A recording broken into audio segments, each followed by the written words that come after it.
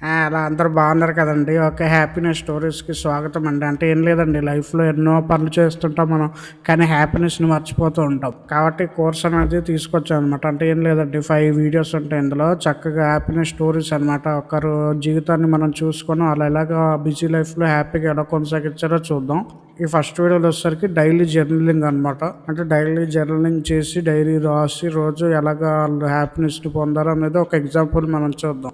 ఇతని పేరు జేమ్స్ అనమాట. ఇతను ఫస్ట్ ఎలాగుండే అంటే చాలా వర్క్‌ని బట్టి, డైలీ లైఫ్ బట్టి చాలా స్ట్రెస్‌గా ఫీల్ అయ్యాడు అనమాట. అప్పుడు ఏం చేశాడంటే ఫస్ట్ తెలుసుకున్నాడు అనమాట. ఏంటిది డైలీ జర్నలింగ్ అంటే ఏంటి అనేది ఫస్ట్ తెలుసుకొని స్టార్ట్ చేశాడనమాట చిన్నగా. దాని తర్వాత చేంజెస్ ఏం కనిపించాయంటే సింపుల్‌గా స్మాల్ నుంచి స్టార్ట్ చేశాడనమాట. ఒకేసారి గంట సేపు అలా రాయకుండా డైలీ చిన్న నుంచి స్టార్ట్ చేశాడనమాట. అంటే ఫస్ట్ రోజు ఫస్ట్ పేజ్ రాయడం, హాఫ్ పేజ్ రాయడం అలాగనమాట.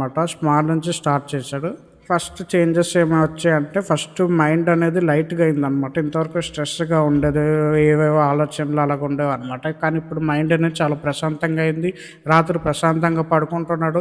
అలాగే అతని ఎమోషన్స్‌ని అండర్‌స్టాండ్ చేసుకుంటున్నాడనమాట. అలాగా రోజు రోజుకి ఇంకా ఏ చేంజెస్ వచ్చాయంటే వర్రీస్ అనేవి ఎక్కువ పెట్టుకోవట్లేదు. అలాగే ఇంకా డైలీ ప్లాన్స్ అనేవి రాసుకుంటున్నాడనమాట.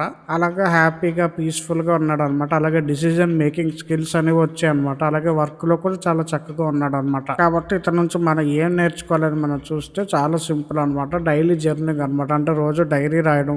ఈరోజు ఏం జరిగిందో డైరీలో రాసుకోవడం.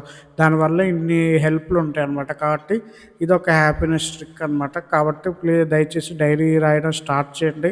50% స్ట్రెస్ అంతా తగ్గిపోద్దనమాట డైరీ రాస్తే. ఓకేనండి. అంతే. ఇది హ్యాపీనెస్ స్టోరీస్ అంటే అలాగే చిన్నగా సింపుల్‌గా ఉంటదనమాట, దడదడలాడిచ్చి.